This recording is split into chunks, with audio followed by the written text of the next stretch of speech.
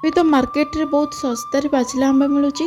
ତ ଆଜି ଆମେ ସେଇ ପାଚିଲା ଆମ୍ବକୁ ନେଇକି ବନେଇବା ଗୋଟେ ସ୍ପଞ୍ଜିକୁ ଅତି ସୁଆଦିଆ କେକ୍, ଯାହାକି ଏତେ ସହଜ ଭାବରେ ବନେଇବ କି ଯଦି ଜଣେ କେକ୍ ବନେଇ ଜାଣିନାହାନ୍ତି, ପ୍ରଥମ କରି ବନାଉଛନ୍ତି, ତେବେ ବି ଏହାକୁ ଦେଖିକି ପରଫେକ୍ଟ ବନେଇ ପାରିବେ।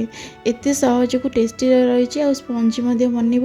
ଆପଣମାନେ ଭିଡ଼ିଓକୁ ଶେଷ ପର୍ଯ୍ୟନ୍ତ ଦେଖନ୍ତୁ, ବହୁତ ଭଲ ଲାଗିବ। ଡେରି ନକରି ଚାଲନ୍ତୁ ଷ୍ଟାର୍ଟ କରିବା ଆଜିର ଏହି ରେସିପି।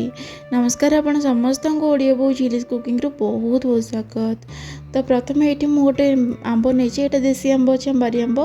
ତ ଏହାକୁ ଭଲସେ ଧୋଇ ନେଇଥିଲି। ଏବେ ଏହାକୁ କାଟିକି ଆମେ ଏଥିରୁ ସବୁ ଆମ୍ବ ରସ ବାହାର କରି ନେବା। ତ ଏଇଟା ବାହାର କରିଦେଇଛି। ଏବେ ଏହାକୁ ଆମେ ସାଇଡ଼୍ କରି ରଖିବା। ଗୋଟେ ମିକ୍ସି ଜାର୍ ନେଇଛି, ଆଉ ଏଥିରେ ଆଡ଼୍ କରୁଛି 1 କପ୍ ସୁଜି। ଏଇଟା 250 ଗ୍ରାମର ଅଛି, ଯେହେତୁ ମୋଟା ଦାନା ସୁଜି ଥିଲା।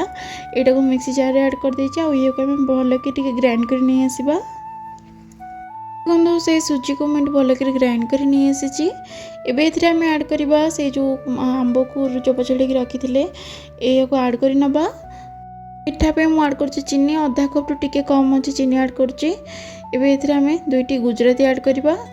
ଆଉ ଏଇଠୁ ସ୍ୱାଦ ଅନୁସାରେ 2 ପିଞ୍ଚ ଖଣ୍ଡେ ଲୁଣ ଆଡ଼୍ କରିଦେଇଛି। ଅଧା କପ୍ ଏଇଠି କ୍ଷୀର ନେଇଛି, ସିଝା କ୍ଷୀର। ଏହାକୁ ଅଳ୍ପ ଆଡ଼୍ କରିଛି, ଅଧା ଖଣ୍ଡେ ଆଡ଼୍ କରିଛି। ଅଧା ଖଣ୍ଡେ ଆଡ଼୍ କରିକି ଏହାକୁ ଆମେ ଭଲକି ଗ୍ରାଇଣ୍ଡ କରିଦେବା। ଯଦି ପଛରେ ଦରକାର ହୁଏ କ୍ଷୀର ଆଡ଼୍ କରିବା। ତ ଏଠି ଦେଖନ୍ତୁ ବଢ଼ିଆ ସେ ଏମିତି ପୁରା ପ୍ଲେନ୍ କରିକି ଭଲକି ଏଟାକୁ ଗ୍ରାଇଣ୍ଡ କରି ନେଇ ଆସିଛି। ଏବେ ଏଥିରେ ଆମେ 1 ଚାମଚ ଦେଶୀ ଗୁଆ ଘିଅ ଏଇଠି ଆଡ଼୍ କରିଦେବା, ଯାହାଫଳରେ ହେବ ନା ଆମର ଏଇ ଯେଉଁ କେକ୍ଟା ବଢ଼ିଆ ଫ୍ଲେଭର୍ ଆସିବ। ଆଉ 2 ପିଞ୍ଚ ଖଣ୍ଡେ ଖାଇବା ସୋଡ଼ା ଦେଇଦେଇଛି, ଆଉ ଅଳ୍ପ ଟିକେ କ୍ଷୀର ଦେଇଦେଇଛି। ଏ ସବୁ ଜିନିଷକୁ ଭଲକରି ମିଶାଇ ନେଇଛି। ଆପଣ ଚାହିଁଲେ ୟାକୁ ଗୋଟେ ବଲ୍କୁ ଆଡ଼୍ କରିକି ମଧ୍ୟ ଗୋଳେଇ ପାରିବେ, ନହେଲେ ଏମିତି ମଧ୍ୟ ଗୋଳେଇ ପାରିବେ। ଏଥିରେ ତ ବେଶୀ କିଛି ଆଉ ଆଡ଼୍ କରିବାର ନାହିଁ, ସେଥିପାଇଁ ସେଇ ସହ ଏଇଠି ମୁଁ ଗୋଳେଇ ନେଇଛି। ତ ଏଠି ଦେଖନ୍ତୁ ଫାଇନାଲି ଆମର ଏଇ ଯେଉଁ କେକ୍ର ବ୍ୟାଟର୍ଟା ପୁରା ରେଡ଼ି ହେଇଗଲା। ଏଇଠି ଆମକୁ ଆଉ କିଛି ବି ଏଥିରେ ଆଡ଼୍ କରିବା ଦରକାର ନାହିଁ। ଆପଣ ଚାହିଁଲେ ରୁଟି ଫୁଟି ମଧ୍ୟ ଏଥିରେ ଆଡ଼୍ କରିପାରିବେ। କେକ୍ର ବ୍ୟାଟର୍ଟା ଯଦି ପରଫେକ୍ଟ ରଖିବେ, ତାହେଲେ କେକ୍ଟା ମଧ୍ୟ ବଢ଼ିଆ ବନିବ। ତ ଏଇଠି ମୁଁ 1 କପ୍ ସୁଜି ପାଇଁ ଅଧା କପ୍ କ୍ଷୀର ନେଇଥିଲି। ଅଧା କପ୍ରୁ ଟିକେ କମ୍, ମାନେ 1 ଚାମଚ ଖଣ୍ଡେ କ୍ଷୀର ବଳି ପଡ଼ିଥିଲା। ତ ଏତିକି ମେଜରମେଣ୍ଟରେ ଏଇଠି ମୁଁ ସିଝା କ୍ଷୀର ଆଡ଼୍ କରିଥିଲି।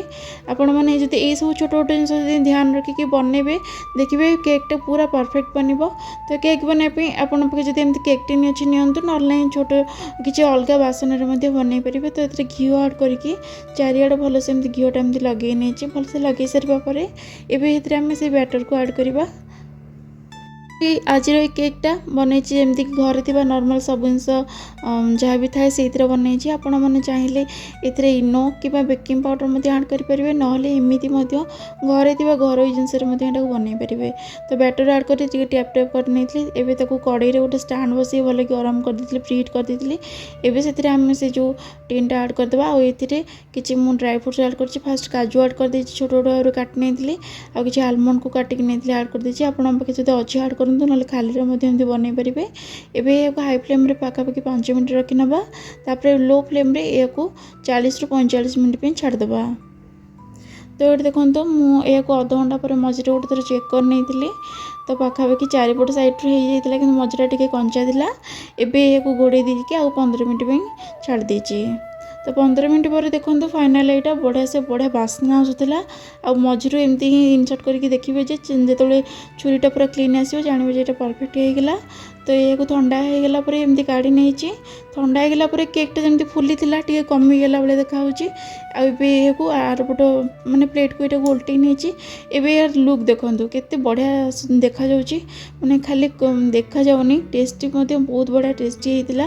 ଆପଣମାନେ ଏଇଭଳିଆ କେକ୍ ଛୋଟ ଛୁଆ ହୁଅନ୍ତୁ କି ବଡ଼ ଲୋକ ହୁଅନ୍ତୁ, ଯାହାକୁ ବି ଦିଅନ୍ତୁ, ଦେଖିବେ ଗୋଟେ ଥର କ'ଣ ବାରମ୍ବାର ବନେଇ ଖାଇବାକୁ ସମସ୍ତେ ବି ଇଚ୍ଛା କରିବେ। ଆଉ ଆପଣମାନଙ୍କୁ ବନେଇବାକୁ ବି କିଛି କଷ୍ଟ ଲାଗିବନି। ଏଇଟା ଏତେ ସହଜ ବନିବ ଯେ ଆପଣମାନେ ସପ୍ତାହକୁ 4-5 ଥର ବନେଇକି ମାନେ ଏହାକୁ ଡବାରେ ଷ୍ଟୋର୍ କରିକି ଫ୍ରିଜ୍ରେ ରଖିଦେବେ। ଯେତେବେଳେ ବି ଛୁଆ ମାଗିବେ ଖାଇବାକୁ, ଘର ଲୋକ ଖାଇବେ, ବନେଇକି ଦେଇପାରିବେ। ମାନେ ଫ୍ରିଜ୍ରୁ କାଢ଼ିକି ମଧ୍ୟ ଦେଇପାରିବେ। ଆପଣମାନେ ଏଇଭଳିଆ ରେସିପି ଟ୍ରାଏ କରନ୍ତୁ। କେମିତି ଲାଗିଲା ରେସିପିଟା କମେଣ୍ଟ କରି ନିଶ୍ଚୟ ଜଣାଇବେ। ଆଶା କରୁଛି ବହୁତ ଭଲ ଲାଗିଥିବ। ଭଲ ଲାଗିଥିଲେ ଭିଡ଼ିଓଟି ଲାଇକ୍ କରିନେବେ, ଆପଣଙ୍କ ଫ୍ରେଣ୍ଡ ଆଉ ରିଲେଟିଭ୍କୁ ସେୟାର କରିନେବେ। ପୁଣି ଦେଖା ହେବା ଆଉ ଗୋଟେ ଭିଡ଼ିଓରେ। ସେ ପର୍ଯ୍ୟନ୍ତ ରହୁଛି, ଧନ୍ୟବାଦ।